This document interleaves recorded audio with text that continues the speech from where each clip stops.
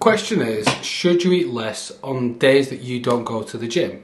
So imagine this. You're crushing it in the gym Monday through to Friday, but then the weekend hits and you're not. Suddenly you're panicked. Should I cut my calories since I'm not burning anything extra today? So I get this question constantly. People terrified that they're going to get fat if they eat the same on rest days, like the body suddenly forgets how to function without a workout.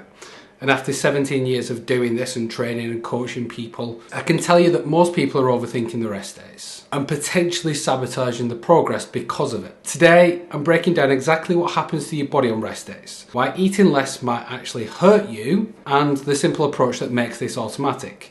So if you're constantly stressed about rest day calories, adjusting food every single day, or you're confused why you're starving on your days off, this will change everything for you. I'm going to explain glycogen storage, weekly versus daily deficits, and I'm going to give you the exact strategy that I've used to get results without the stress. So let's start off with what actually happens in your body when you take a day off. So your muscles are like a sponge. When you're dieting, that sponge is dry.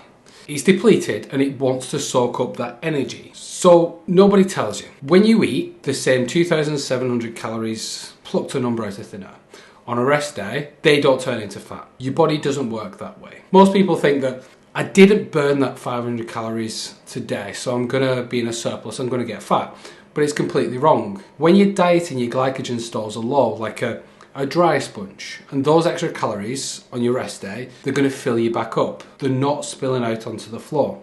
Your liver can store up to about 100 grams of carbs, your muscles up to about 400. So around about 2,000 calories of storage before anything becomes fat.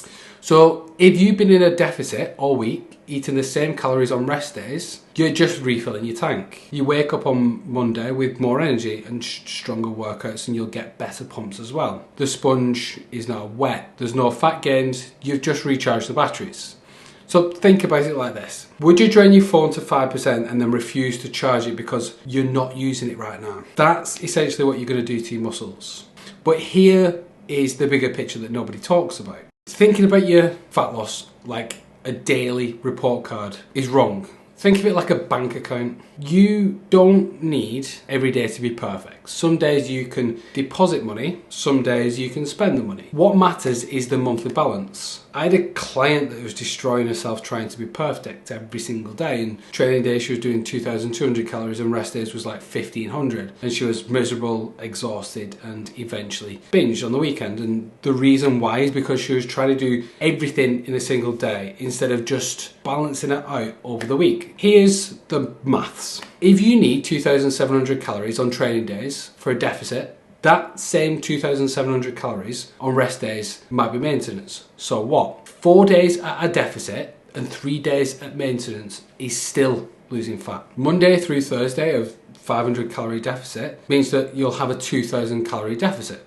That 2,000 calorie deficit means you're losing weight. It's like a farmer letting fields rest. If you planted crops every single day without pause, the soil dies. Rest days with steady calories let your body restore, and that restoration fuels stronger growth when training resumes. So you're not failing by eating the same, you're being strategic. So let's talk about hunger and why fighting it is completely pointless. Your hunger is like a fuel gauge. Sometimes it's empty, sometimes it's full. Fighting it is like arguing with gravity. There's just no point. But here's what I see constantly.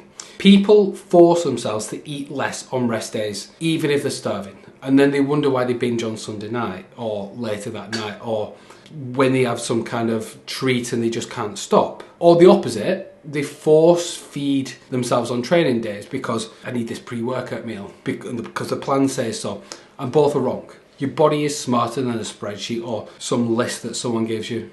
But that list is variable. But if you want a complete system that takes guesswork out of it, there's a free 21-day email series in the bio. You'll learn exactly how to calculate your own calories, when to adjust them, and build sustainable habits that actually work. It's in the first link in the description if you want it. And I give all my clients, not mandatory, optional. And why is that? Because if it's a rest day and you're starving, you can eat the snack. But if it's a training day and you're not hungry, then you can just skip it. So you listen to your body, not the calculator. Your body knows what it needs. Sometimes it's mental, but mostly it knows what it needs. If you go on a 9-hour bike ride and burn 6,000 calories, you might not be hungry after it. But 2 days later, ravenous. That's normal, it's your body balancing itself out. So optional snacks are not weaknesses, they're intelligent. Like pulling over for more fuel when your tank is empty. It just makes sense. But what about those extreme training days? They surely different. Imagine if you used to do like a 200-kilometer bike ride. That's like 9 hours on the bike, 6,000 calories burned. By those numbers, if you've got a maintenance of 2,000 calories, then you need to eat 8,000 calories to stay even, maintenance. But if you're not hungry during the ride, maybe a quick stack, and you're not even hungry after, you might just eat normal and it might just be 3,000 calories in a day. Most coaches will panic that you're destroying your metabolism, you need to eat more. But this is what happens. Monday, wake up absolutely starving. His body's realised that glycogen's all gone. Need carbs, 4,000 calories down. The next day, still hungry, 3,500 calories. His body is self-regulating. Over the week, it balances itself out. It doesn't need to force feed on the bike or starve on Monday. And it proves the whole point. Your body is brilliant at balancing energy over time. Stop micromanaging every single day. And you think of it like tuning a violin string. If it's too loose, there's no music. Too tight, you're gonna snap it.